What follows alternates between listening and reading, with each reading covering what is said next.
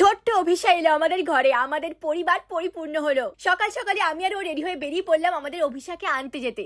অভিষাকে বলছি তোমাদের একটু পরেই, কিন্তু সত্যি তর সইছিল না। ভাবছিলাম কখন ওকে দেখবো। গাড়িতে যেতে যেতে আমরা এটাই ভাবছিলাম যে অভিষা যখন প্রথম আমাদের দেখবে তখন কেমন ভাবে রিয়াক্ট করবে, আমরাই বা ওকে প্রথম দেখে কি করব।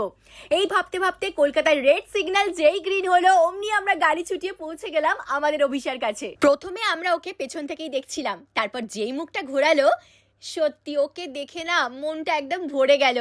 একটু বড় হতে ওকে প্রথমবার দেখছি, কিন্তু আমাদের দেখে একটুও কান্নাকাটি করেনি। ব্যাস আমরা আর একটু দেরি করিনি, সঙ্গে সঙ্গে গাড়িতে তুলে সোজা আমাদের বাড়ির দিকে বেরিয়ে পড়লাম। এবার বলি ছোট্ট অভিষাকে, আমরা হচ্ছি ছোট্ট অভিষার মামা মামি, আমার ননদের মেয়ে। ওরা ধানবাদে থাকে, প্রথমবার অভিষাকে নিয়ে কলকাতায় এলো ওর মামার বাড়িতে।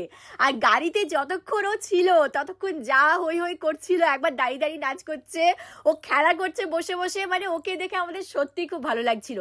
তারপর আমরা বাড়ি পৌঁছে গেলাম। বাড়ি পৌঁছে আমার শাশুড়ি মাকে দেখে এক গাল হাসি, মানে এত মনটা আমাদের ভালো হয়ে গেছিল। যেহেতু ছোট বাচ্চা, আমরা চিন্তা করছিলাম প্রথমবার এখানে আসছি, অচেনা জায়গা, কিন্তু ও না এত আনন্দ করছিল, ওরে বাবা রে, ও তো প্রচুর প্রচুর প্রচুর প্রচুর আনন্দ পেয়ে গেছিল।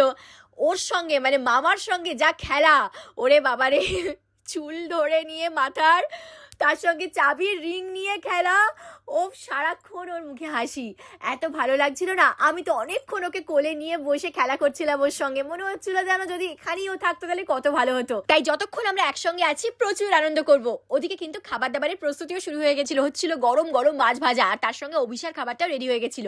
ওরে বাবার, এবার ওকে খাওয়ানোর পালা, এটা বড় কঠিন কাজ। আমার ননদ ওকে খাইয়ে দিচ্ছিল আর আমরা সবাই ওকে ভোলাচ্ছিলাম যাতে ও চটপট করে খেয়ে নেয়। সত্যি বাচ্চাদের খাওয়ানো খুব কঠিন। তারপর সময় হয়ে গেল, ওদেরকে যেতে হবে। মনটা খুব খারাপ করছিল, কিন্তু কিছু করার নেই। আমরা গাড়ি করে ওদেরকে হোটেল অবধি পৌঁছে দিলাম, যেখানে জামাইবাবু আছেন। আসলে জামাইবাবুর কলকাতায় একটা মিটিং আছে, তাই এবারে আসতে পারেনি, পরের বার অবশ্যই আসবে। সবাইকে টাটা করলাম আর এই আশাই রাখলাম যে খুব তাড়াতাড়ি অভিষার সঙ্গে আমাদের আবার দেখা হবে।